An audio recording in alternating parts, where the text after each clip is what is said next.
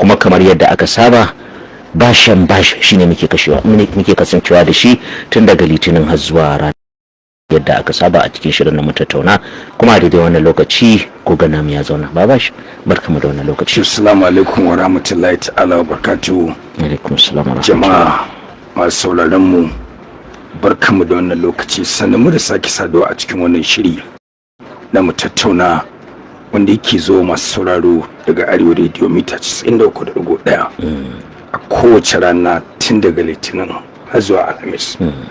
To muna godiya kwarai da gaske. Kamalu, kafin mu tsinduma cikin shirin ina so in yi amfani da wannan dama in miƙa sako na ta'aziyya ga wata wadda ya ce a gare mu, wadda Allah ya sa ta riga mu gidan gaskiya a daren jiya. Hajiya Hadiza Hamza Fage nan saman layin Farfesa Umar Sani Fage, wadda Allah ya mata rasuwa a jiya. Allah ya cikanta da rahama. Bayan ta sha fama da rashin lafiya, to akwai yan uwanta irin su Manda Bakaniki da irin su Tela da kuma sauran yan uwan Manda Bakanikin gabaki ɗayan su, waɗanda yau da safe muke tare da su a makabartar nan ta Kofar Matsugala inda muka yi rakiya ta ƙarshe. Wadda mu ma sai an yi mana, don ban taɓa ganin rakiyar da za ka yi ko ka so ko baka so ba sai a raka. Gaskiya ba fa sai kana so ba, sabbasko rakiyar dole kenan. Allah ya samu to ubangiji Allah ya cikanta. Kuma babban abin da ya ja hankali na ga rayuwar ita wannan ya tamu Hajiya Hadiza Hamza shine in uwanta sun tabbatar da zumunci irin nata, ta bi manya, ta bi iyaye, ta yi zumuncinta na kafa ba za a iya kirga sawayen da ta taka zuwa gidan yan uwan mahaifinta da ke unguwar Tarauni. Tun sanda aka yi mata aure a unguwar Fage a nan inda na faɗa yanzu, yan uwan sun shaida, waɗanda suka yi kuka sun yi don tuna zumuncinta. Kuma zumunci kamar yadda Farfesa Umar Sani Fage na shaji yana faɗa, ya ce babu abin da zai ƙetare da kai siratsi, duk bautar ka ga Allah sai an bincike zumuncinka. In ka kasa kai labari a zumunci, malam ya ce to kashin ka ya game a ranar gobe. To ubangiji Allah ya bata lada, Allah ya ba mu lada, Allah ya sa masu zumunci na mu ma. Amin ya Allah. To gefen mu Kamala akwai bakuwa da muka yi wadda ni ya ce a gare ni, ka san shi baba bashi ba zai iya lissafa ƴaƴan da yake da su ba. Gaskiya kowa ma baba yake ce ma, dan shekara 80 baba yake ce irin su Nasir na anda ya kasi ko baba yake ce ma. To ni baban sai na dauke ta kawai, duk wanda ya faɗa ma na yadda, duk inda na je maza da mata gaskiya baba bashi. To Allah ya yi albarka. Akwai Bilkisu Usman Bala wadda ɗaliba ce wadda ta gama jami'ar Skyline. Ka san kuma su jami'ar Skyline University suna wannan course din na alaƙar dangantakar ƙasa da ƙasa, wato international relations. Wannan kamar ma suna bangaren harkokin jarida ko? Suna masu kamar akwai ɗalibansu da suka zo kamar wacce shekarar sanin makamar aiki. Da gaske na tuna. To ita Bilkisu Usman Bala ta karanta fannin mu, kuma ta yi digirin ta na farko, yanzu tana digirin ta na biyu, kuma ta yi dauki tunanin bari ta kawo ziyara. Na tambaye ta na ce Bilkisu kina bibiyar shirin mu tattauna don yana da fa'ida da course din da kika yi a jami'ar Skyline. Ta ce a kwarai da gaske kullum tana tare da mu. To gashi yanzu tana tare da mu, ta kawo ziyara wannan gida ta ga yadda muke gabatar da wannan shirin, sannan kuma ta nemi tabarraki wajen babanta. Baba bashi an bashi kan abin da shafi diplomasiyar duniya da dangantakar ƙasa da ƙasa. Muna godiya. Kamar yanzu me muke ciki a cikin shirin mu tattauna, duba da abin da muka tattauna jiya. Ka san tatsuniyar gizo ba ta taɓa wuce ta koke ba, dan duk lokacin da aka ce kamar yadda ka faɗa jiya bayan ka naɗe tabarmar shiri, ka ce batun magana takaddama Iran da Isra'ila da Amurka, abin nan ne wanda mu a media palace muke cewa development story, labari da zai ta ɗoruwa, wanda yake ta ɗoruwa sai iyakar yanda aka kullum. kuma Arewa Radio idan ka duba babban hoɓasan da ta yi tun daga lokacin da aka dawo da mu, lokacin da muka yi sallama mun tafi hutu na azumin watan Ramadan, katsam sai ga yaki ya barke tsakanin Isra'ila da Amurka da kuma Iran. Masu sauraro suka dage da matsin lamba, amma ba diplomatic pressure bane, ba matsin lamba diplomasiya bane irin wanda ake akan Hormuz. Sai mu ko muka samu matsin lamba daga masu sauraro kan cewa mu dawo a san ma me ake ciki, tunda muka dawo muka samu kaman sati biyu, dab da sallah saura sati ɗaya da ya rage muka tafi hutun sati ɗaya. Bayan sallah kuma da kwana 2 zuwa 3 muka dawo yanzu kuma muna nan. Wato Arewa Radio ita babban burinta anan shine kullum bukatun masu sauraro take duba. To dan haka sai mutane su san me ake ciki. Mutane su san me ake ciki. Kuma duba ga irin responses na martani da muke samu daga mutane baka da baka da wanda suke turo sakonni, mun yadda cewa miliyoyin al'umma suna godiya ga gidan rediyon Arewa saboda ba a samu wani kafar yada labarai a nan Kano kamar yadda suka tabbatar mana, wanda suka yi updating din su suka kara musu haske akan ilimin da aka ba su na wannan yaki da ake tsakanin Iran da Isra'ila da Amurka kamar Arewa Radio. To babu yanda za mu sai dai mu ma mu ce bari mu iya bakin kokarin mu kamar yadda muka saba yin alkawari cewa ba za mu yi kasa a guye ba wajen ba mutane sababbin ci gaban da aka samu akan abubuwan da suke faruwa akan wannan takaddama ta diplomasiya da ke tsakanin Amerika da Isra'ila da Iran. To yau me muke ciki? To Babash, kamar dai inda muka tsaya din ajiya a karan farko ka iya cewa shugaban kasar Amurka ya ce zai yin, kuma ga dukkan alamun yayi magana akan rufe ko kuma toshe hanyar shiga mashigar ruwa ko kuma in ce wannan me ake cewa ba zirin kansa ba. Ai magana kake yi dama akan ita ma Amurka ta rufe inda jiragen ruwan kasar Iran suke tasowa watakila domin a tushe abin da ya shafi harkoki na tattalin arziki na cinikayyar da sauransu. To a karan farko ka iya cewa shugaban kasar na Amurka ya yi wannan abin kamar yadda bukaci sojin ruwan Amurka su yi. Ana maganar cewa ya zuwa safiyar nan akwai jiragen ruwa da ya kamata su fita, wanda dalilin wannan abun kusan guda 3,200 ba su iya wucewa ta nan ba. Kana magana akan abin da ya shafi harkoki na tattalin arziki daban-daban, saboda ana maganar akan cewa man fetur din da kasar China ma take amfani da shi kusan kaso 3 daga kasar Iran take samu. Harkoki da na tattalin arziki kamar yadda aka saba ta duniya. Sana bangare guda kuma akwai magana akan cewa ministan harkokin wajen kasar Rasha Sergei Lavrov ya isa kasar China domin tattaunawa akan abubuwa da dama da diplomasiya, kuma ɗaya daga cikin abin da za a tattauna a kai har da wannan turka-turka da ka iya cewa tattalin arziki ne da zai shafi sassa daban-daban na duniya. To amma kafin mu je ga abin da ya shafi wancan bangaren, kasan ce mun yi magana akan harin nan da dakarun sojin saman Najeriya suka kai a wannan gari na Jele, a wannan kasuwa kwarai da gaske, wadda take kan iyaka tsakanin jihar Yobe da kuma jihar Borno. Akwai wasu fayafaye na bidiyo watakila da ya kamata a ce mu dan dura akan wancan labarin wanda suka fito, wasu daga cikin waɗanda abin ya shafa kai tsaye, da cewa har ya zuwa wannan lokaci kai tsaye rundunar soji ita dai bata fito ta ce fararen hula ne waɗannan abin suka shafe su ba. To amma akwai kafafen yada labarai daban-daban da suka tattauna da wasu daga cikin waɗanda wannan abin ya shafe su. Gaskiyar magana idan ka gansu da kuma irin tambayoyin da aka musu, waɗanda abin ya shafa ka iya cewa fararen hula ne waɗannan mutanen da abin ya shafa. To ka san abu ne mai wahalar gaske, abu ne mai sarƙaƙiya. Shi a irin wannan bigiran kamar mutum ne a nuna shi a ce wannan ba mai gaskiya ba ne, wannan mugu ne.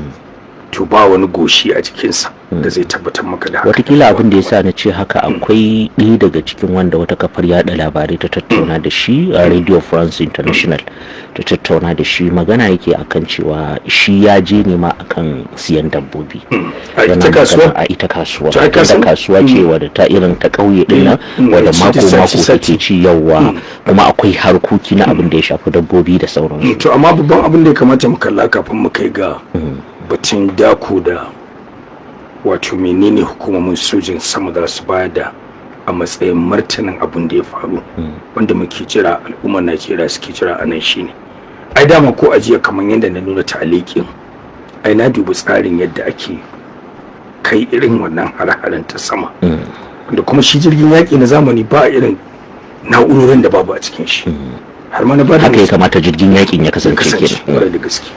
Kuma akwai abin da ake kira aerial surveillance din nan, na yadda ake atisayen sama da irin yadda ake ɗauka aerial pictures na hotuna wanda suke tattara bayanai da su.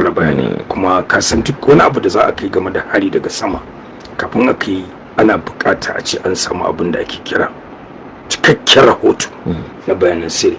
Ka san ko aje ma na ba da reference da ba da misali da kisan gillar da aka yi wa kwamandan Iran da ke Syria Qasim Soleimani lokacin da ya taho a jerin gwano na convoy wanda kuma a motocin ɗaya bayan ɗaya ɗin nan akwai motar da shi Qasim Soleimani da ke ciki kuma aka wayi gari jirgi mara matuƙi shi ne aka yi amfani da shi aka yi wa shi Qasim Soleimani da kisan gilla saboda jirgin da ya taho tun da drone ne jirgi na mara matuƙi saitin inda jerin gwanon yake motar da take ciki mai sauke wadda Qasim Soleimani ɗin yake ciki a nan aka yi amfani da bom ɗin da aka lika a cikin wannan drone ɗin wanda kai tsaye kan wannan jerin gwanon ya bi kuma daidai motar da Qasim Soleimani da ke ciki to kaga idan ka duba idan jirgi mara matuki kamar yadda na faɗa jiya zai iya gane target ɗin da zai kai wa hari to ina ga jiragen da suke da combat pilots ɗin sojojin yakin da suke cikin wannan jirgi to amma abin da yake faruwa a nan mun kalli abin ta wannan bangaren cewa ya kamata a ce hukumomi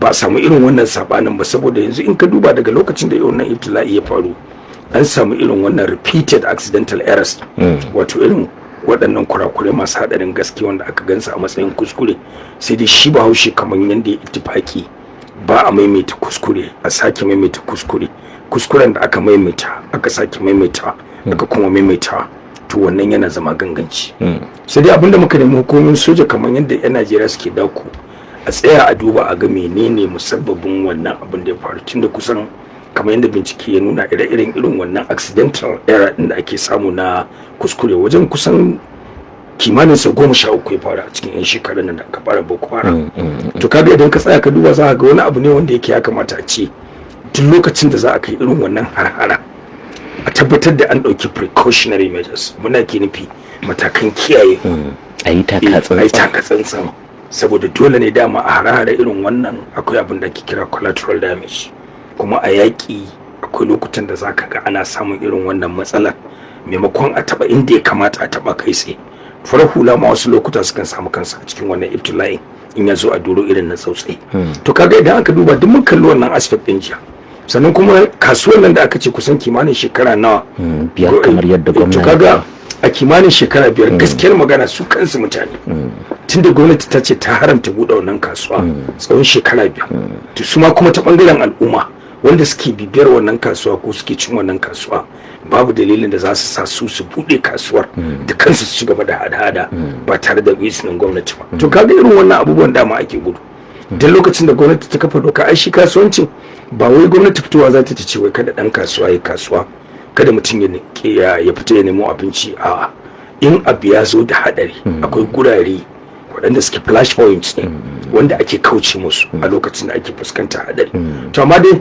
wataƙila hadarin ita gwamnati ta hango shi ta hango kuma dama magana kake yi ta guri ne wanda irin abin da ya shafi abin da ake cewa sadarwa ma abu ne mai matukar wahala a wannan yankin saboda kusan ko rahotannin da suke da fitowa ba a baya bayan ana magana akan cewa yawanci waɗanda suka fito daga garin ne su ne suka ba da labarin ma ainihin abin da ya faru ko kuma waɗanda aka yi su asibitoci aka je aka same su a asibiti aka musu tambayoyi akan wannan to kuma kaga irin waɗannan abubuwan dama a yanayi irin wannan idan yanayi ya riga ya kwabe to a lokacin da ake cikin tsaka mai wuya akan samu gambiza ta mu'amala tsakanin nagari da aka san nagarin to kaga in ka ce waɗannan mutane in ma an samu waɗanda su ɗin ba wanda ake tsammanin bane ba to tunda guri ne da aka ce guri ne mai haɗarin gaske to ai kaga ba yanda za ka yi kai mai duba abin ba tare da ka tantance abin da yake faruwa ba za ka gane wane ne nagari ba wane ne ba nagarin ba dan duk inda aka ce mutane suna cakuduwa a yanayi mai ban tsoro a yanayi mai hadari babu irin abin da ba za ka iya samu ba illa iyaka dai babban abin da ake so mu jira hukumomi su fito da cikakken bayani daga hukumar sojan sama mu ji kuma menene bahasin su in an ji menene bahasin nasu to kuma sai mu kalli abin a doro irin na fashin baki in mun duba abin mun yi taza mun yi tsifa to sai mu kalli menene shawarwari a doro na kwarewar hangen yadda irin waɗannan abubuwa suke faruwa a duniya musamman in combat situation. Watakila lokacin da kungiyoyi da ma masu zaman kansu sun je sun ga ainihin abin da ya faru a gurin. To Allah ya sa mu dace. To ba shi sai mu wuce can gabas ta tsakiya wannan turka-turka da take faruwa. Ka iya cewa a wannan karan dai abin da shi Donald Trump ya faɗa ya tabbatar da shi, magana ta rufe wannan tashar ruwa wanda ake dakon kayayyaki daga ita kanta Iran din zuwa wasu gurare da kuma hanyar da wasu jiragai suke bi wajen gudanar da harkokinsu na kasuwanci a duniya. To ai na'am, abinda zamu riga mu kalla idan Donald Trump an kalla a matsayin ya cika alƙawarin ta, to ai Hormuz da ma da fataki. Ai rufewa amma ai kaga a baya ai akwai irin kayayyaki, saboda maganar da ake yi yanzu kayan taimako ma da za a kai kasashe ba sa wucewa ta gurin, an dakatar da su. Duk wani abu da za a yi irin kasashe waɗanda ake ko ita Iran ta ba su dama na harkokin safara mai da wasu kayayyaki na tattalin arziki, ai da akwai kasashen da suke wucewa. Amma wannan karan shi ma ya dakatar da komai, ya tsaya cik wannan gudun, wanda ana ganin cewa wannan matsalar ba karamin shafar tattalin arziki da duniya za ta yi. Kuwa shafar tattalin arzikin duniya, ita Amurka yanzu ta sana ta blockade din. To ka san ita dama irin ta blockade din area ta wurin shingi, an sa dukkan wani waigi da ake ganin zai tabbatar da kada a samu wucewar jiragen da suke da hada-hada a gurin alaka da wasu kasashe. Sannan kuma ita mu America kamar yadda Trump ya zo, ai dama babban abin da ya sa Trump ya shiga cikin halin kankanin kai kamar yadda na faɗa a shirye-shiryen mu na baya kan cewa tsabar zafurar da tattalin arzikin ƙasa ya fi illa a Amurka akan Amurka da kasashe na Europe kawayen America fiye da yadda Iran take fuskanta. Tunda Iran ta mai da wurin kamar toll gate ne, guri ne na karɓar ladan gabi musamman ga jiragen da suke wuce. To amma idan muka yi nazarin yadda tsarin ita ta fuskar tattalin arzikin kasa in muka kalli Iran, duk da haka a yanzu ma maganar da muke, Iran ta fi sauran kasashe ta goma shi na fitar da ɗanyen manta da iskar gas da take sayarwa ga abokan huddata na duniya. Ya kamata mutane su gane shi dama Strait of Hormuz, wannan bangare na zirin Hormuz kashi 20 cikin 100 yake samarwa a matsayin leeway, a matsayin wata hanya wanda ake hada-hadar wannan crude oil, ɗanyen mai da iskar gas da kasashe. To ya kamata kuma duniya ta sani banda Hormuz din akwai gurare daban-daban na mashigin ruwan da ake wucewa da man da Iran take saida.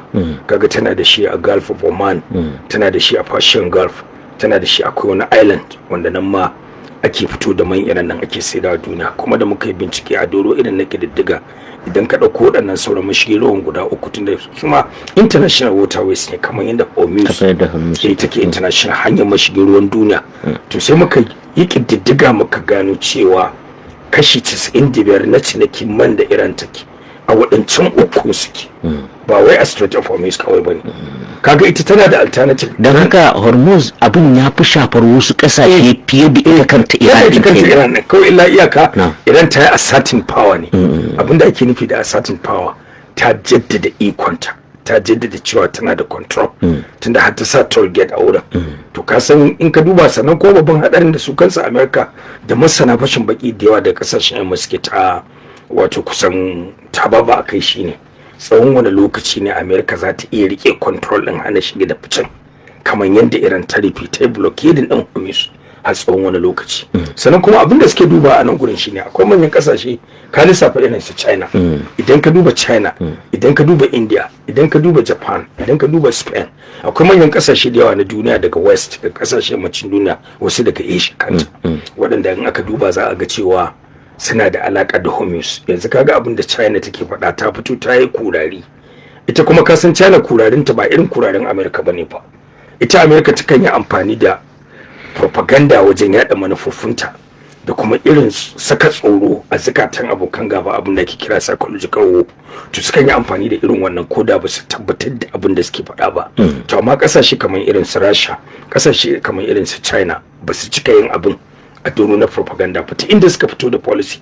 Idan ka duba foreign policy na Chinese tun lokacin da aka yi a cultural revolution na juyin hali, wanda Mao Zedong ko Mao Zedong ko Chairman Mao inda ake kiran shi, ko mu anan mu ce motsi tsong, ko kuma anan ku ce motsi tsong, lokacin ku ce wane ne. To tun daga lokacin manufar foreign policy din China ya ta'allaka ne akan tabbatar da abin da suka kira deliberate action, wato duk lokacin da suka ɗauko mataki da za su ɗauka akan cimma burinsu, musamman abin da ake kira strategic objectives, musamman abin da ake kira autonomous objective irin nasu a manufofinsu, ba su cika yin abin a doro irin na kada gangin ƙarya irin yadda Amerika take kada gangin ƙarya. Duk abin da zai shafi yanci na kasar su ko wani abu da zai shafi al'ummar su ba sa amincewa. Su ba sa amincewa. Kuma hatta jiragen dakon man da ake faɗa duk da ita Amerika ta yi blockading ta kankane hanyoyin da za a bi. Ka san Trump ya yi wata barazana jirgin da ya gita to za a yi bashi. To kaga nan gurin akwai haɗari da ita China take kallo. China ta ce masiba ce a gaban Amerika take fuskanta. Kaga idan ka duba a kila diplomatic language a harshe irin na diplomasiya to zaka ga cewa hadarin a wajen wa hadari ne wanda ita China take fuskanta, wanda ita kai America take fuskanta, kamar kashedi da jan kunne ne China take wa ita kasar Amurka. Duk da ita kuma Iran idan ana gani ne dama ita kuma Iran dama abinda take kallo a fara mu gani a kare mu gani to anan magana take.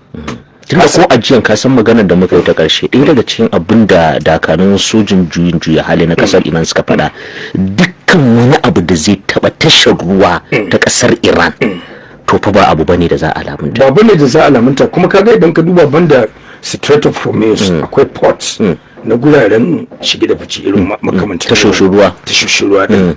To kaga akwai wanda ake da shi a cikin Gulf of Oman wanda yana nan ita Iran tana amfani da shi wajen fitar da manta.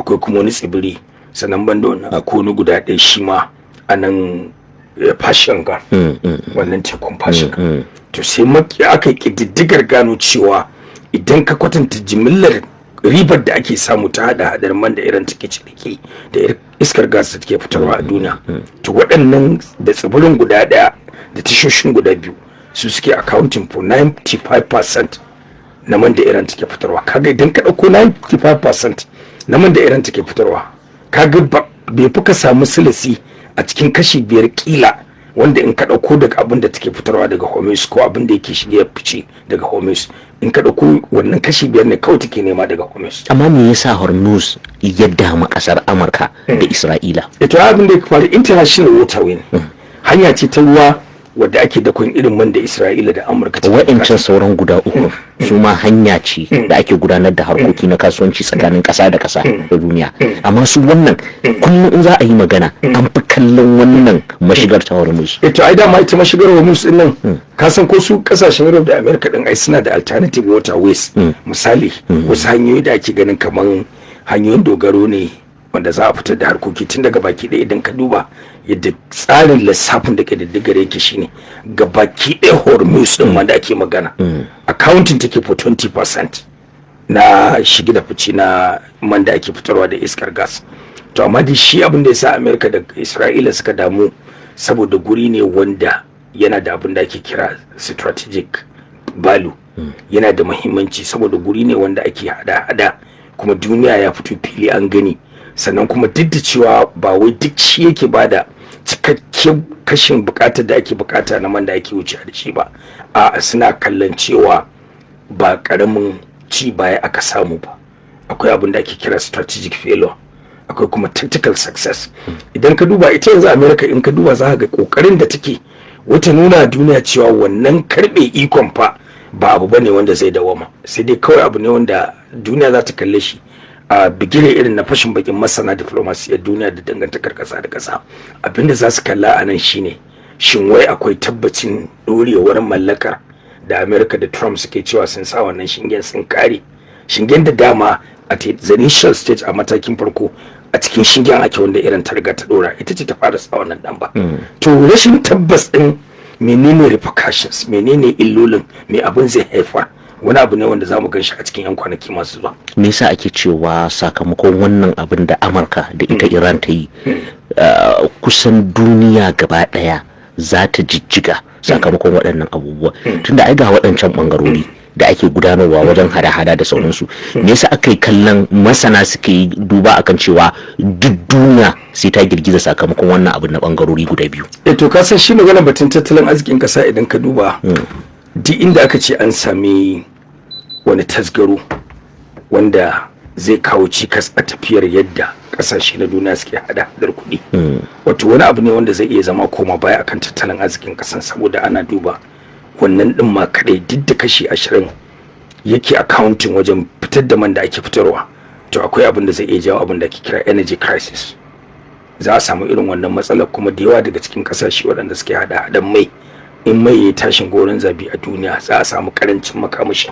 Dan Hormuz aka ce an samu kikikaka, to duk inda aka samu energy crisis to za a samu wannan karanci na makamashi da iskar gas da kuma crude oil din da duniya take nema, wanda waɗannan manyan kasashen da shi suka dogara. Kaga idan ka riga ka duba Amurka fa yanzu, idan ka duba akwai kasashe guda 5 yanzu, idan ka duba America, idan ka duba Canada, idan ka duba Saudi Arabia, idan ka duba Iran, kaga kasashe guda 5 kenan da aka lissafa, ga Iran, ga Saudi Arabia, ga Canada, ga Amurka, ga Rasha, kaga guda 5 kenan.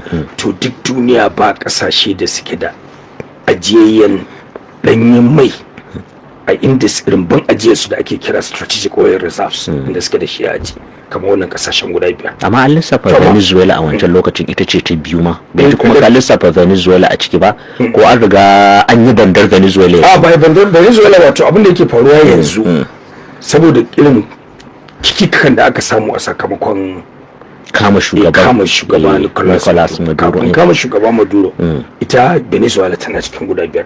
Wato kusan dama abin kamar alternating yake, yakan juya from time to time. Kamar yan mata ne. Kamar yan mata ne na gaba kuma baya. Idan production capacity na ƙasa yayi ƙasa sakamakon wani ibtila'i, hatta irin waɗannan abubuwan da suke faruwa kamar irin mahaukaciyar guguwa, irin su hurricane, irin su typhoon, irin su cyclone, ɗinnan abubuwa da suke faruwa a ƙasa, ko kuma irin rikice-rikicen da ake na global complex a duniya, duk wannan abubuwan yakan shafi status da matsayi irin na ƙasa da take da shi a position ɗinta a matsayin mai karfi ko da ta fuskar irin wannan. To abin da ya canjawa yake, don wannan kididdiga ce wadda na baka, wadda take ta shekara ta 2023. To a tsakanin shekara ta 2023 zuwa shekara ta 2026, kafin gabanin abubuwan da suka faru tsakanin America da Nicolas Maduro a Venezuela, shine yasa Venezuela, saboda ta samu ƙarin yadda ake samun production capacity ɗinta ya samu ɗaki, ya kai ga matsayin da an yi replacing ɗin Canada daga cikin ƙasashen da ake ganin suna cikin guda 5 ɗin. To kuma bayan abin yana juya yana alternating, sai kuma yanzu aka waye gari matsalar da ta faru akan Nicolas Maduro, America ta kawo cikas a cikin tafiyar, an saka Venezuela a cikin crisis, an kama Maduro da sunan cewa za a yi mishi a shari'a a New York. To kaga duk irin waɗannan global trend ɗin kullum ba wai kasancewa suke a doron jiya haka suke, ko kuma doron yau ma haka suke, ko lego ma haka suke. To da wannan wani abu ne wanda yake canza from time to time. Sai dai ta Hormuz ta zama conduit, ta zama wani indararo wanda ake kwararo da arziki, saboda accounting for 25% na mai, duk inda aka ce a rasa Hormuz din a cikin tafiya, to ba karamin big minus aka samu ba in aka duba bukatun waɗannan manyan ƙasashe waɗanda suka dogara da mai don tafiyar da harkokinsu. Saboda haka wannan shine ɗaya daga cikin manyan dalilan da yasa aka ɗauki. Kuma Hormuz din an yi amfani da ita kamar wani bargaining chip ne a diplomasiya, wani abu ne wanda za a rike shi a matsayin wani magwajin tai ta fuskar diplomasiya, saboda wasu lokutan zaka ga ana blowing din issues, zaka ga ana ta maganganu, ana yamadi da ana kaza, amma idan aka zo ana magana kamar batun Hormuz din nan, abinda mutane za su tambaya za a ce to shin me yasa abinda aka ce yana ba da ƙididdiga ko yana samar da rubu'in kashi 20 na cikin 100 na man da ake samarwa da yake gangarowa ya biyo ta karkashin bututun Hormuz zuwa kasashen Europe da America, me yasa abin ya zama abu magana a duniya? Galibi su waɗannan manyan kasashe na yammacin duniya kamar abinda ba sa so kada a kalle su a doron gasu da girma, gasu da karfi na tattalin arzikin ƙasa, kuma ƙasa kamar Iran, wadda kuma ana ganin kamar sun underestimating din strength, sun ci alwashin karfin da take da shi.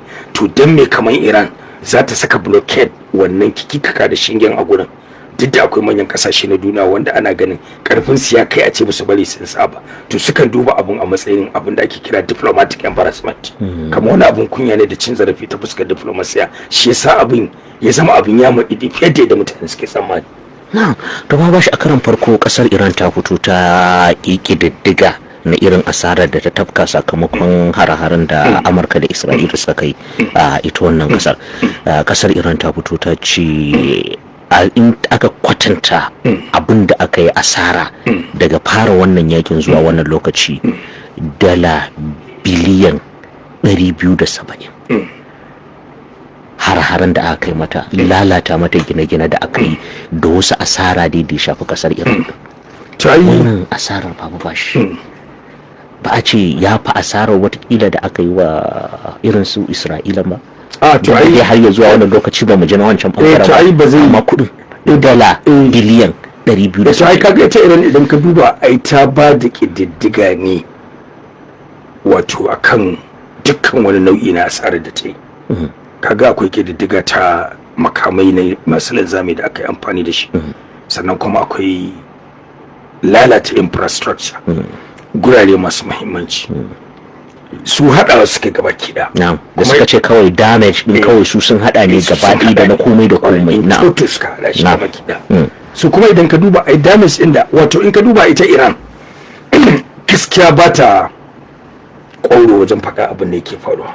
In ka duba ko wajen ba da disclosure na asara ta gurare masu muhimmanci, asara ta makamai, asara ta jiragen yaki, dala biliyan 200 ba abin mamaki ba ne, saboda expert ƙwararru tun gabanin Iran ta fito da wannan ƙididdiga da ta bayar, ƙwararru sun ce in aka kalli wato silisin asarar da ita Amurka da Isra'ila ta yi, wato za a duba za a ga kusan kimanin kashi 75 suka yi asara, duk da haka Iran ta yi asarar kashi 25.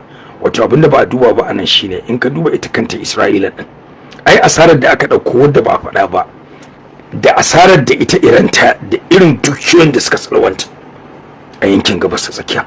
Ka san ita America abinda take ba da labari anan shine jiragen yaki da makaman da ake amfani da su, asarar kawai ta faɗa ta yau da kullum wadda take cewa dala biliyan da, kuma ka san kiyasin ba wuce bataccen kiyasi bane ba. Wato sun bada shi ne on conservative estimate, kuma sun bada shi ne akan cewa akwai abubuwa da yawa waɗanda ba su saka asarar a ciki ba. To idan ka duba yanzu idan da za a ɗauko maka asarar da aka yi a ƙasashe guda 7 wanda Amerika take da dukiya a yankin Gulf kadai, idan ka duba asarar da waɗannan ƙasashe irin su Qatar, irin su Bahrain, irin su Oman, irin su Kuwait, irin su United Arab Emirates, irin su wani yanki na Jordan da sauransu, a wannan ƙasashe na Gulf Cooperation Council, ƙasashen nan guda 7 asarar da suka tafka ta shiga asarar da Iran din ta tafka. Saboda in ka duba zaka ga ba a dauko asarar da Iran din wannan har-haren, saboda duk har-haren da ake kawai Iran ba wani guri tafi ba da hankali wajen kai martani ba da irin ramuwar gayya nan kamar wannan yanki na Gulf. Kaga zaka dauko asarar da su yankin Gulf suke, kuma dukiyar da suka yi asara da tasu ta gida din da ta Amurka wadda take ajiye a hannunsu. To nan sannan kuma sai ka hada da asarar da Amurka take yau da kullun da jiragen su da ake kakkabowa da makamansu da ake amfani, sannan sai ka ɗauko asarar da Isra'ila ta yi a cikin gidanta. Kuma idan ka duba gine-ginen duk da haka kuma kaga ba a ɗauko asarar gine-gine ba. Asarar gine-ginen da aka yi a Isra'ila kuma kowa yana ganin hotunan da suke fitowa daga irin video clips da ake gani a Isra'ila. Duk da dai Isra'ila ta kafa dokar hana yadda ake ɗaukar hotuna, dan abin da suka so duniya ta gani kata ce suna kwana a ciki. Ai dabarar da suka yi kenan, sun saka wato irin sun yi gagin ɗin press, wato sun yi wa kafofin yada labarai da suke aiki a Isra'ila takunkumi. Ka san dama irin wannan abin idan ana so a yi gagin ɗin yan jarida a yi musu takunkumi ba don komai ba, idan ƙasa ba ta samun irin nasarar da take ikirarin tana samu, to sai a wa yan jarida takunkumi. In kuma da a ce ita Isra'ila tana samun gagarumin nasara da kuma rangwamen ɓanna da ake ganin tana yi fiye da ɓannar da ake wa Iran ɗin, to da kuma su ne za su fito da abin a fili, ba don kuma ba saboda izzar su nuna wa duniya cewa a wannan dambarwa da ake ciki Iran ce take kwana a ciki. To kaga ba ɗauko waɗannan infrastructure din ba. Gaskiyar lamari dan yanzu duk wani abu da za a gaya maka a ce ɓannar da aka yi wa Isra'ila ita ce, da wani ma'auni za ka yi da cewa Iran gaskiya wai ita Isra'ila gaskiya take faɗa. Ga kuma wannan damage ɗin da aka yi inflicted, wannan ɓannar da aka yi ga infrastructure, ga gurare masu muhimmanci na waɗannan ƙasashe na yankin Gulf, ga kuma dukiya da kadarorin Amurka waɗanda aka lalata, ɗauko su ka ɗora ka haɗa da wannan ka haɗa da waɗancan, idan ba su bankin balinkin Iran ɗin da asarar da ta yi ba. So in ba an baka concept ɗin a doro irin na kiyasi wanda zaka gane, sai ka rika gani kamar tunda su sun yi bayanin cewa dala biliyan 200, to ai kaga su sun faɗa ne sun ce da gine-ginen su da guraren su, to su kuma in ka duba ita Amerika abinda take faɗa da jiragenta da makamanta waɗanda ake kai hada-hada da su, ta ce ƙididdigar ta nuna cewa dala biliyan 1 a kowace rana.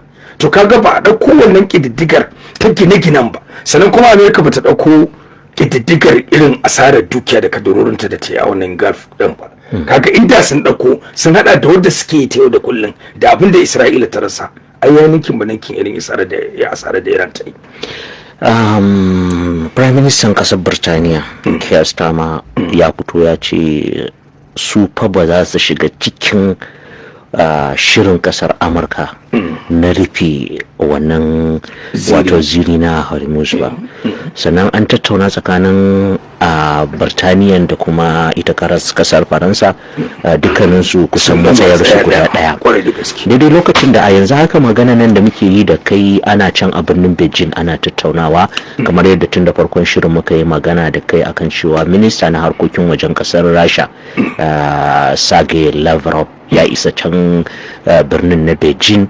Daidai wannan lokaci akwai wasu manya-manyan shugabanni daga haɗaɗɗiyar daular Larabawa da kuma Spain wanda a yanzu haka suna birnin Beijing, kamar ma yadda muke gani kai tsi yanzu haka daga can birnin Beijing din ne tashar Al Jazeera. Daidai lokacin da a yanzu haka ana magana ana tattaunawa, na san za su kalli abubuwa da dama akan, kuma babbar damuwar shine akan magana ta wannan rufe wadda kasar Amurka ta yi da kuma bangare na da Iran din ta kara tabbatarwa gashi na Al Jazeera muna gani kowanne bangare ya tabbatar ya mutunta tsagaita wuta tsakanin bangarorin guda biyu, duk da cewa ita kasar Amurka kullum tana irin abin da ake cewa kurnan uwar wa'ancin mutanen da ba a so a faɗa. Tutun da Bahaushe ne karin maganar sa karka tawaye shi to shi kenan ba kullum oshi gudu ya fito da shi ai ba ka kai kirkiro ba haka Bahaushe ne ya faɗa ko Bahaushe ne ya faɗa ai ka ba shi gaskiya ne. To ban sani ba ya kake gari tattauna wannan, wato ɗaya daga cikin waɗanda aka ce sun halarci wannan tattaunawa a birnin Beijing, kare san da ƙasar Rasha da ita ƙasar China ko da yaushe suna tare da ita Iran, amma haɗaɗɗiyar dalar Larabawa bata cika tafiya tare da Iran akan manufofi da sauransu ba. Ita kuma Spain dama su an san bangaren suna tare da tarayyar Turai. Ga wannan haɗuwa da aka yi a birnin Beijing, ai kaga su yanzu kasashe da sakamako bai fito ba amma hasashe watakila wato abin da yake faruwa duk wani mediation effort da za a yi, duk wani kokari da za a yi a sasinta, wai canje venue gurin da za a sasinta da tsohon bakin kasashe ba shi bane zai kawo karshen wani abu. Bangarorin guda biyu da suka ja daga a nan kisai saka za a zo a tattauna din, kuma duk ni sun ce fa a yanzu haka ana ci gaba da tattaunawa amma a ɓoye tsakanin waɗannan ƙasashen guda biyu, amma ana tattaunawa da ba wai wacce mutane za su sani ba. Kuma amma wasu rahotanni sai kwarai da gaske to amma kuma in ma mutane ba za su sani ba, daga duk inda ba a samu cessation of hostilities ba a ga tsaidawar wato waɗannan takaddama da rigingimu da kai hare-hare nan sun tsaya ba, in ma ka ɓoyewa al'umma menene gaskiyar lamarin, daga duk inda aka ba a tsagaita wannan tsama da hare-hare ba an san wancan zama da aka yi karkashin kasa bai sai na komai ba. ai abu ne wanda yake conventional logic ne, za ka yi amfani da fikira a tunanin ka irin na dan adam, kuma sannan duk wani zama da za a yi Kamalu, duk wata kasa da za ta shigo ta shiga tsakani, idan bangarorin biyu ba su cimma matsaya akan mutunta, saboda abin da yake faruwa Kamalu inda conflict in yake da sarkakiya a nan shine kowane bangare ya kawo sharuɗan da ya kafa da cewa dole sai abokin fafatawa ya bi sannan a cimma matsaya. Ita Amerika ta ce ana magana akan cewa minista na harkokin wajen Pakistan ya shaidawa ita kafar ta Al Jazeera, duk bai faɗi rana ba amma ya tabbatar da cewa za a ci gaba da tattaunawa, za a dora tattaunawa ta biyu tsakanin waɗannan bangarorin da biyu. Magana da kake yi magana da nake to kaga idan ka tsaya ka duba abun, matukar ita Iran tana nan akan bakanta akan sharuɗanta, matukar Amurka ba ta samu shift ba a gusa ko an zakuɗa akan sharuɗan da suka gindaya ba, to babu tabbas duk wani matsayi na mediation da venue da kasar da za a je a tattauna karshe sai an tashi baran in dai ba su shifting ground ba. ai conditional statement ka duba a doro irin na tunani Kamal, ita Iran ta ce ga ka'idojinta sai an bi, ita Amerika ta ce ga nata ka'idojinta sai an bi, in kowanne tsaya akan bakansa cewa in ba abu na san ba za a samu zaman lafiyan ba. Kamalu ni babu wanda zai iya gamsar da ni yadda aka fara gaya aikin jiya ne, kaga za a samu tsawaita da yadda wannan rikicin yake faruwa, kuma in ka tsaya ka duba za ka ga cewa irin asarar da suke ai yanzu duk babban magana nan da ake abu ɗaya ne kikika a makogaran Amurka. Ita fa Amerika duk wannan abin da ake na ayi nan a koma nan abin da Trump yake gudu matsayin girman Amurka da take ganin ikonta a duniya a matsayin kasa mai karfin tattalin arziki, kasa mai makamai, kasa wadda take shura kiran girman ta daukaka ta demokradiya, yau a ce ta in the face of defeat ya kasance cewa ta janye saboda ta samu kai. Ai babban wannan abun kunyan strategic failure din take kallo, wannan koma baya ai abun kunya ne a gurin su. Amma wani lokaci ba sai dinga ganin yanda watakila ake tunkarar su kansu kafafen yada labarai da wasu daga cikin maganganu ko kuma bayanai na tattaunawa da aka yi bayan da aka yi zaman can na birnin Islamabad tsakanin Amurka da kasar Iran, wanda mataimakin shugaban kasar Amurka J.D. Vance ya wakilci kasar ta Amurka, da ya fito da 'yan jarida suka tambaye shi wani irin ci gaba aka samu, ya ce tattaunawar kamar ta tashi, babu wani ci gaba a tsakani. Amma yanzu rahoton da kafar yada labarai ta Al Jazeera take fitowa da shi shine da 'yan jarida kuma suka tambaye shi yanzu daga bayan nan, maganar da yake faɗa shine an samu ci gaba a wannan tattaunawar da aka yi tsakanin kasar Iran da kuma ita kasar Amurka. Ya ce kasar Amurka tana samun ci gaba a abubuwan da aka tattauna, suna jira daga bangaren ita ma Iran a samu wani ci gaba daga bangaren ta. A to ya ce an samu ci gaba daga bangaren su, a nan ma iya cewa ta fuskar amfani da harshen diplomasiya an sami wani abu da ya kama da soft landing akan takaddamar. In an ce ka ce ta bangaren ka an samu, bari mu kalli abun a basiranci, ka samu wato kusan ci gaba ta bangaren da ko kuke ganin an tattauna, kenan sharɗin da suka shimfiɗa an samu sassaucin zakuɗa a kai, nan ma sai mun yi tambaya fa kai.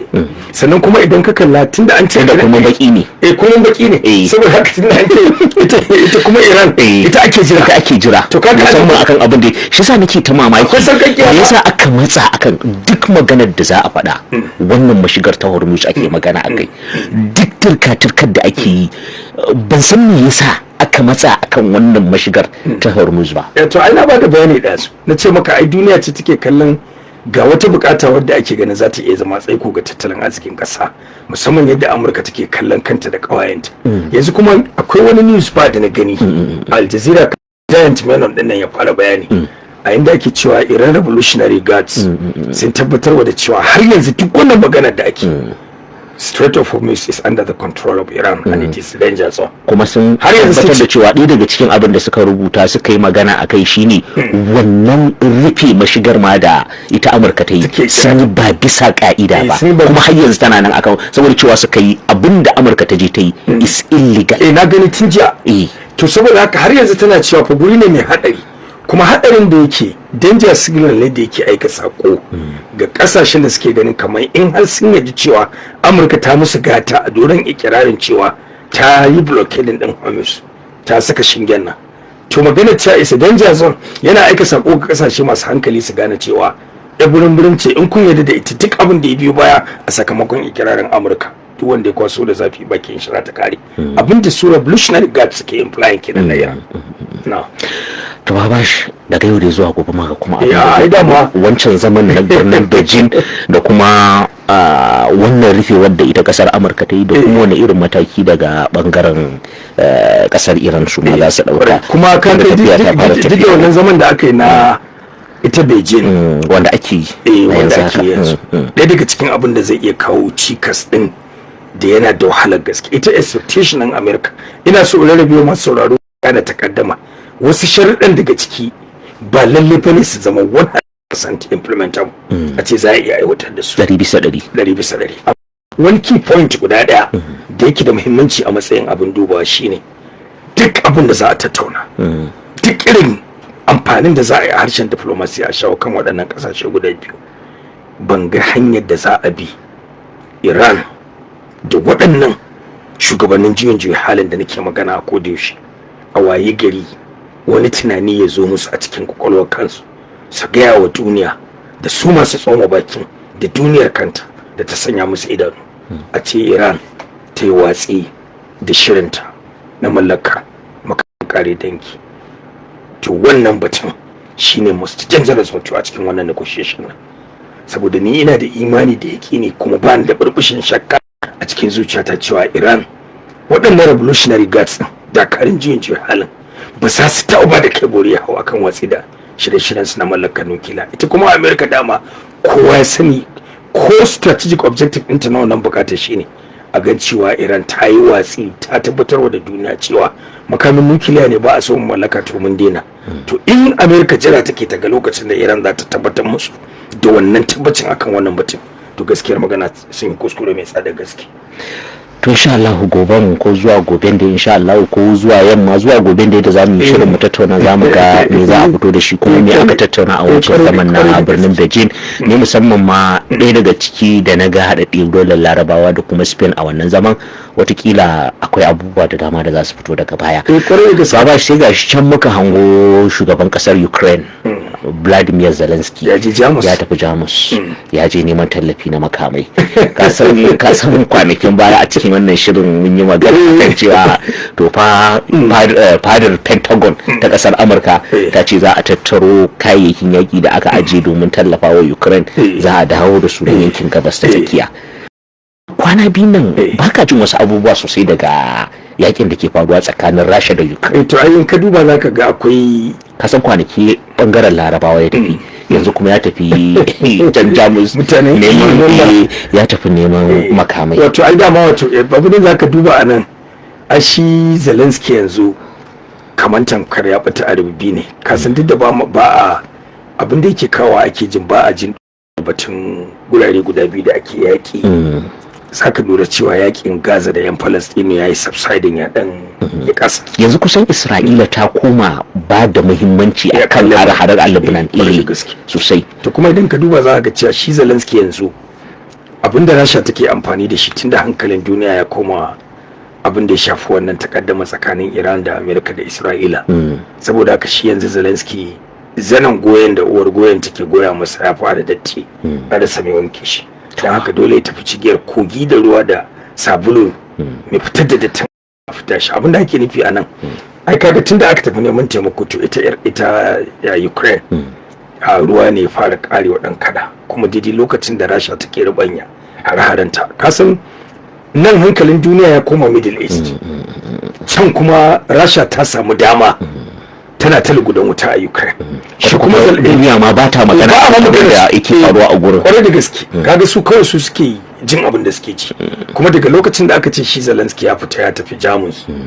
Ba Zelensky ya tafi Jamus, bari mu dauki wannan talla insha Allah idan muka dawo sai mu dora. Masu sauraro a ci gaba da kasancewa da mu a cikin shirin na mu tattauna tare da Bash and Bash daga nan mita 93.1 akan zangon FM. Bari mu karbi wannan gajeren sako insha Allah idan muka dawo za mu ci gaba da kasancewa da ku. Shin kun ga dauki wutar lantarki ko karar injin wuta ko kuma tsadar man fetur ko kuma amfani da kyakkyawan tsari mai sauƙin samun hasken wutar lantarki? Lucian Almutlo sun shigo don inganta rayuwa. Kamfanin mu na samar da ingantattun hybrid inverter masu ƙarfin kilowatt 1 zuwa kilowatt 12, sannan kuma za mu iya samar da tsarin wutar lantarki mai ƙarfin da ya kai kilowatt 144 na max 12 unit parallel tare da warranty na shekaru 3. A gefe guda kuma ga batirin sola masu daraja da ƙwarin gaske tare da warranty na shekaru 5. Lucian Almutlo sun yi dabarar samar muku da wani generator na wutar lantarki amma fa na sola mai ƙarfin kilowatt 1 da kilowatt 3 da kilowatt 4 ba ƙara ba nauyi ba ruwan kudin fetur, yayin da tsarin gidaje da kuma wayar sana'o'in ku. Dukkanin kayayyakin Lucian Almutlo an yi su da ƙwari irin na kasashen turai, kuma tuni aka tare da ƙwararrun da za su iya ɗorawa tare da makala muku duk kayan solar da kuka siya tare da baku shawarwari irin na ƙwararru akan harkar sarrafa hasken rana don samar da wutar lantarki. Kawai ku ziyarci mu a ofishin mu da ke shago mai lamba 10 a gini mai lamba B12 da ke kasuwar zamani na Railway Oshra Modern Market unguwar Civic Center a nan kanan damu. Ku kira waɗannan lambobi 0803551406 ko 0803697749. Lucian Almutlo, haska rayuwar ku da inganci. Mita 93.1 Radio ra'ayinka. Mu tattauna Arewa Radio gashi yau ta fara shirin mu tattauna. Mita 93.1. To daga nan mita 93.1 akan zangon FM kuke ci gaba da kasancewa da mu a cikin shirin mu tattauna tare da Bash and Bash. Bash Zelensky yana Jamus ko ya je Jamus neman tallafi na makamai na makuran kudade. To ai ya je at a wrong time. A lokacin da bai yi lissafi daidai ba.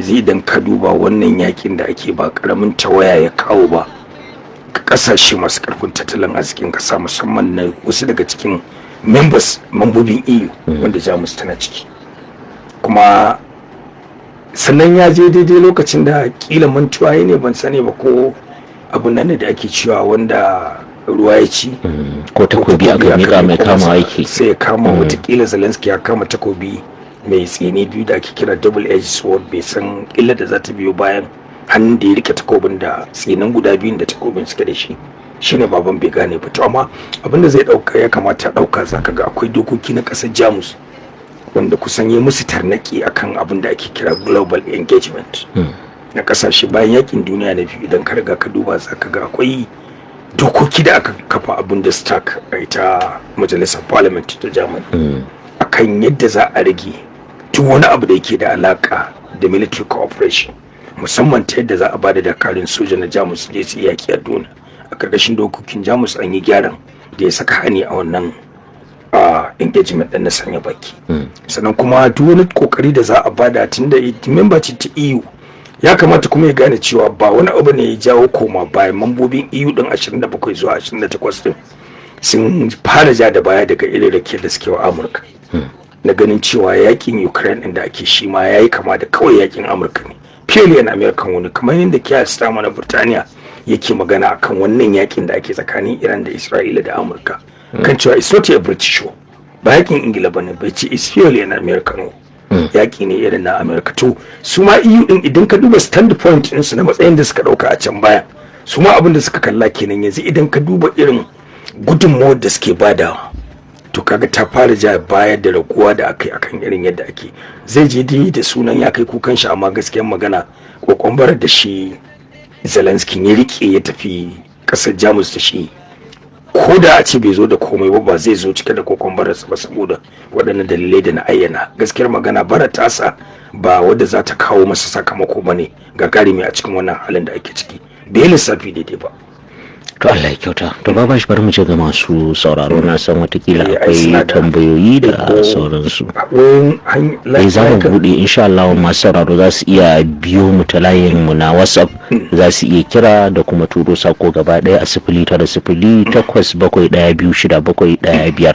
wannan layin kai tsaye insha Allah da shi ne za mu ɗauka. Na ga mutane sun fara shigowa, amma kafin mu je nan bari mu leƙa mu ga ko akwai sako wanda za mu iya karantawa. Akwai Sabiu Muhammad Guga daga shafinmu na Facebook da yake cewa bashin bashi ya ce yana maka fatan alkhairi daga Hausawa kan titin Ribadu. To muna godiya. Akwai Alkasim Ibrahim Abdullahi wanda yake cewa salam, ya ce yana mana fatan alkhairi. Yace tambayarsa a nan ita ce, wai kana ganin cewa za a iya komawa kan teburin sulhu kai tsaye tsakanin waɗannan ƙasashen guda biyu? To ai ni ina ganin yana kallon mu shi daga can kasar Niger yake tare da mu ta Facebook. Shi koma teburin sulhu ai ba wai wani abu bane wanda zai zama yana da wahala gaske. Ga minista ma na harkokin wajen Pakistan ya kara tabbatar da ko ba kwarai da gaske. Ba kuma koma teburin sulhu ake ta ba. Bukatun bangarorin da su tabbata cewa amincewa tsakanin su ne shine babban tanakin da ake hangowa.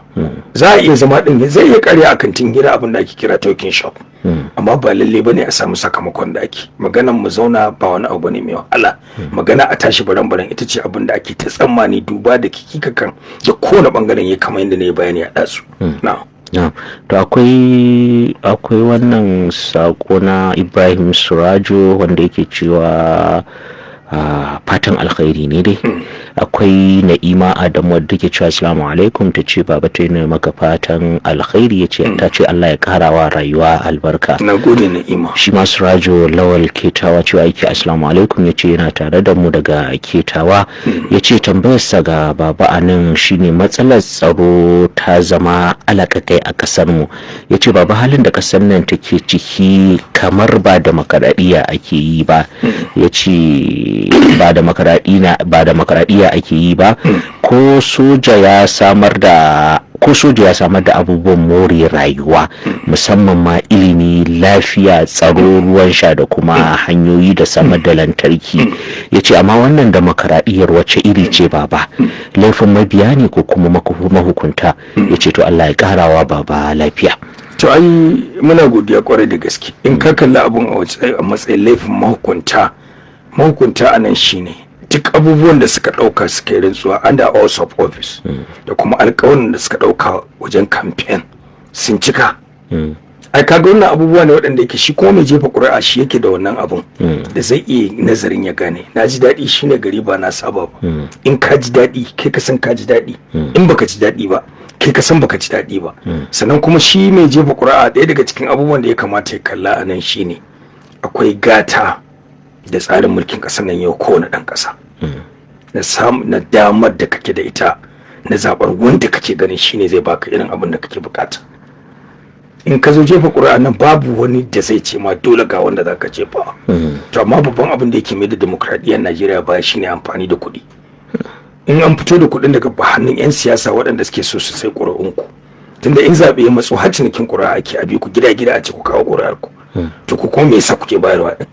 In bera da sata in ji Bahaushe. Da daddawa ma da wari. Kowane bangare da nasa sha'awar blame ɗin. Ba za ka tsame wani ba za ka jefa wani ka ce ba wannan ba. Sai dai dabara ta rage mai shiga rijiya. Na.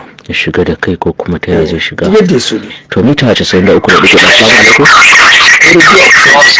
Alaikum salam. Ka dauka rediyon kusa da kai. Ka share rediyon kusa da kai. Na'am, to muna tare da kai. Na'am. Muna jin daɗin shirye-shiryen ku.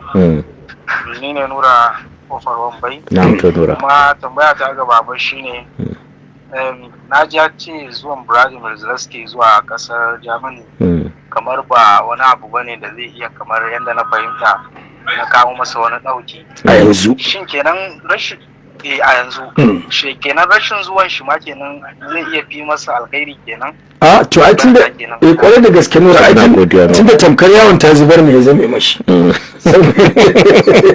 To ina ta zubar take da amfani Nura ko ka taba jin ta yi? Wane mutum? Mu je wajen wani. Ni ta ce sai da uku da dubu da. Assalamu alaikum. Assalamu alaikum. Assalamu alaikum. To wannan kamar inda yake akwai matsala ta network bari mu je ga wani. Ni ta ce sai da uku da dubu da. Assalamu alaikum. Wa alaikum assalam wa rahmatullah. Barka. Na'am, to barka da shigowa da muke tare. To muna tare da kai.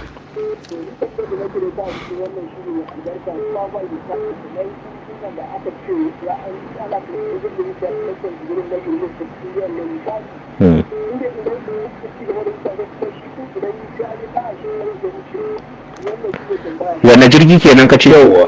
Wanne? Kana tare da mu? Kamar ya sauka da gane wanne jirgi ya so kaga babu da amsa. Mita 93.1. Assalamu alaikum. Assalamu alaikum. Wa alaikum assalam wa rahmatullah. Muna tare da kai da muke tare. Sunana Hussein Erime daga nan Sheka. Ta Hussein barka da shigowa. Da Allah tambaya ta shine kamar yadda na ga wata kafa yada labarai cewa wai jirgin China ya wuce ta Umar sannan ko gaskiya ne?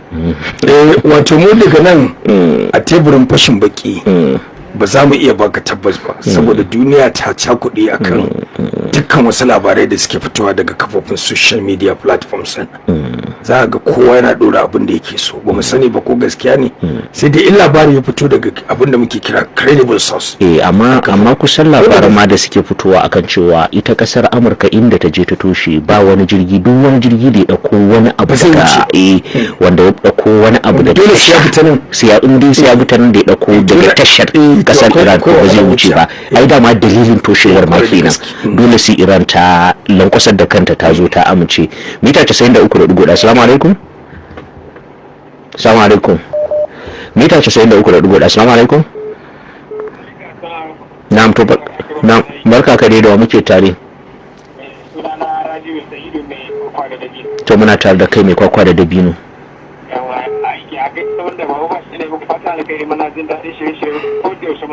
To muna tare da kai, to mun ma muna godiya kuma muna tare da kai a kodi yaushe.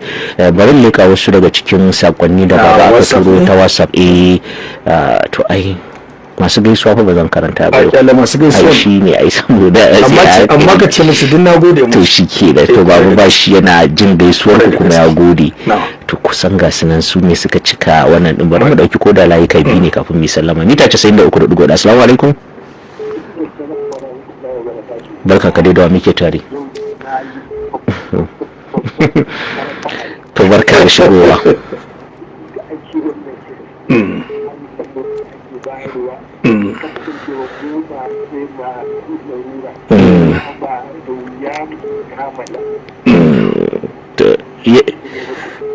To gaskiya muna godiya. To muna godiya. Kasan mutane ne suke yawa akan layukan gaskiya. Ba wai zaba bane. Ba ma ganin lambar kowa ba da wanda ya kira ta WhatsApp shi kawai muke iya ganin lambar sa. Shi ma din ba mu san waye ba. Kwarai da gaske. Sai dai ina masa congratulations. To muna tare da kai, tambaya ko gudunmawa baka ma faɗi sunanka ba. Kana tare da mu? To kuma kaji kaman an dan samu tasgaro. A mita 93.1. Assalamu alaikum.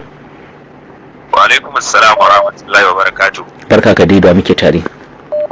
Ba shi da kamala, barkan ku da rana. To barka ka dai. Mai magana Manzal Hamisu na kira waya daga tudun doka Ilon Faki. Na to barka da shigowa. Masha Allah. To baba, ni tambaya ta game da wannan yaki da ake ci gaba da yi. Misali wai baba, kamar da take tunda aka fara yakin da ita ce kungiya da zance ta iya shiga kamar kasar Iran kenan. Kan wani? Ban gane tambayar ba. Yawa kungiyar Hezbollah da take kai hare-hare Isra'ila ita ma kaga kamar ita tana marawa Iran bayani, haka ne ko? Yawa to tambaya ta kamar ita baba, wanda irin tasiri kungiyar Hezbollah za ta yi a cikin wannan yaki? Misali in maki za a bata a ce ga irin gagarumin gudunmawar da za ta iya bayarwa wajen kamar a cikin wannan yaki da ake yi da Iran. Allah ya taimaka mun zalla cikin dokalin. Ai ita kungiyar Hezbollah da yake magana. Ai su ne Iran ke marawa bayan. Suna tarawa ita Isra'ila gajiya a tun daga lokacin da aka fara wannan yaki. Ba ma wannan yakin ba, tun ma abu ne mai daɗaɗɗen alaka.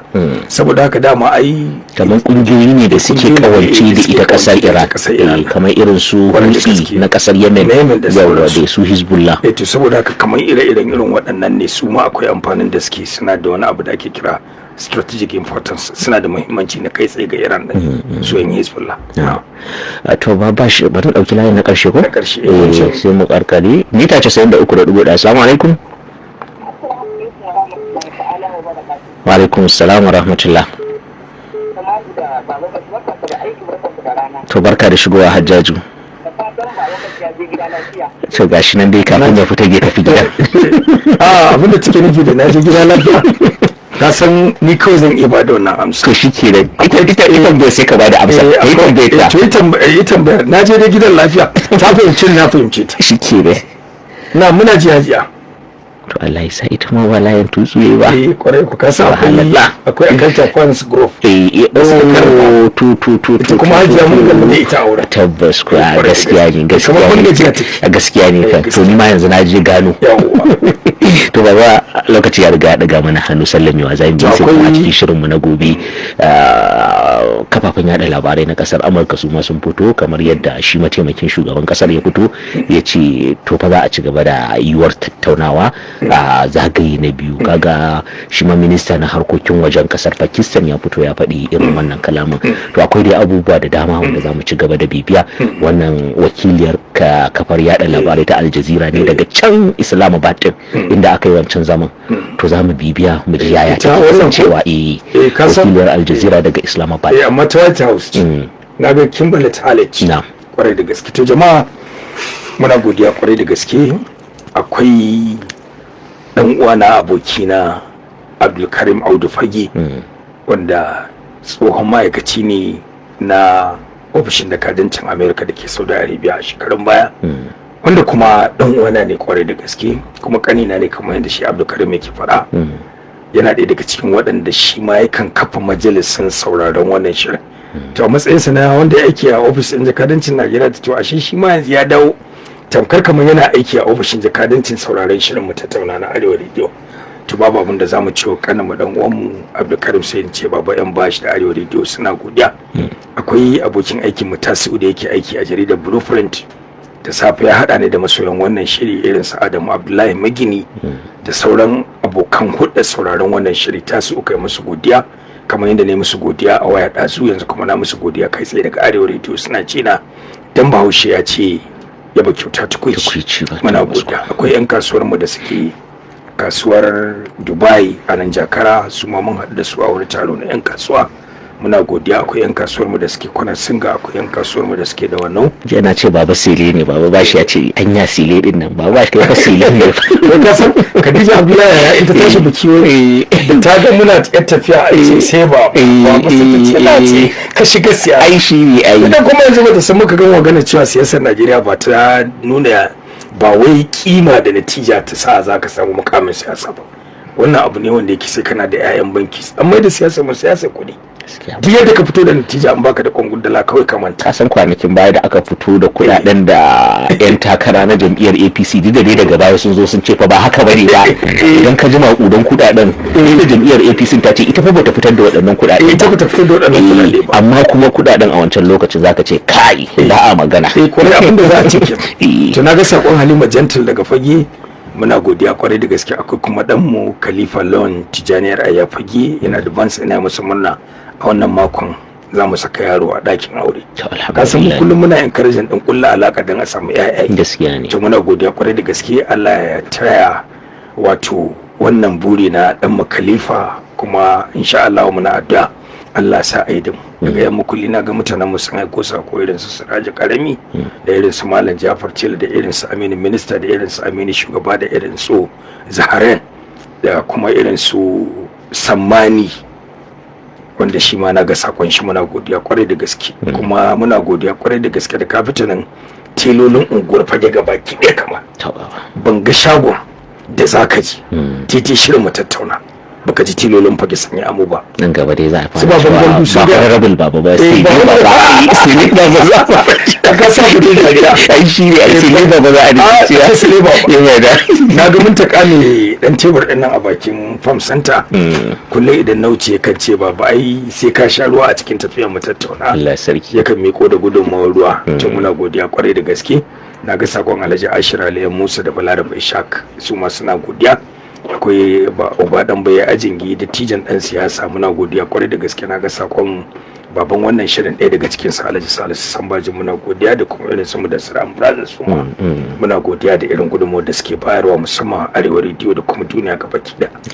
Daga nan kuma zan kare da jaddada sakon ta'aziyya na karshe.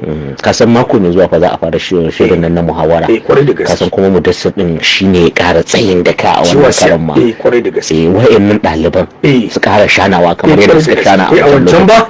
To kaga kamar yadda shi wannan karan ma Mudassir kamar yadda shi Mudassir din ya kasa kafa da ya kasa abuwa ba. Kwarai da gaske. Kuma wannan yana ɗaya daga cikin abin da su manya-manyan waɗanda suke manyan 'yan kasuwa za su taimaka. Saboda shi Mudassir idan ka duba tunda abu ne da yake da alaka da bunƙasar ilimi na yaran mu, to muna buƙatar motivation saboda kana da iya karfafa su. To kaga idan ka duba shi masoyin ci gaban al'umma ne shi Mudassir din, ko muna buƙatar sauran irin su su koyi da su Mudassir din, ba wai a bari su kaɗai ba. A'a ai shi dama idan mutum ya bullo da abu na alkhairi to so ake ai koyi da alkhairi. Akasin alkhairi shine ba a so da ai koyi da shi. To da wannan nake karewa da sakon Jamila da Amina yan kaban masu kujerar dindindin bisala, sai an ji mu gobe. To insha Allah shi ma ga Fadil ya shigo ya dana maka wata kyamara fa yake so. Ai na gani to ai sai hada kayan aiki. Sai hada kayan aiki. Ai shi ma wani bangare yake so. Ana saba daga Street of Homies. Lalle dai kan. To ma sauraro a didi wannan lokaci muke nade tabarmar shirin na mu tattauna yau talata 14 ga watan Afrilu shekara ta 2026 a madadin bashi da kuma Khadijatu Abdullahi Yahya, Kamaruddin Muhammad ba wai bashi ya mamanta da bakonsa waccan mai digiri na biyu kafin ta je digiri ta ce ai shi su Usman Bala na'am ta kawo mana ziyara, kuma gaskiya ɗaliba ce daga jami'ar Skyline, ta yi digiri na farko kamar yadda na faɗa, yanzu tana cikin ƙoƙarin karkarewa a digiri na biyu. Ta kawo ziyara arewa ta ga yadda muke gabatar da shiri da tana ji a gida, sannan kuma tana so ita ma ƙara buɗa mata kofar yadda za ta ga falalar abubuwan da take bukata, saboda tana da bukatar taimako da guidance wajen ganin ta kammala digiri na biyu. Kuma na yi alƙawarin da harkar ƙasa da ƙasa take karanta ko alaƙar ƙasa da ƙasa da diplomasiya to shine na ce to ai ire-iren su dama dole mu ba su taimako, kuma na shirya muna gama wannan shiri za a duba ita kuma bukatun ta wanda suka shafi karatun ta za a taimaka. To Allah ya samu dace. To masu sauraro sai Allah ya kai mu gobe Laraba ta bawa ranar samu a cikin wani sabon shirin na mu tattauna. Kamaluddin Muhammad nake cewa assalamu alaikum wa rahmatullahi wa barakatuhu.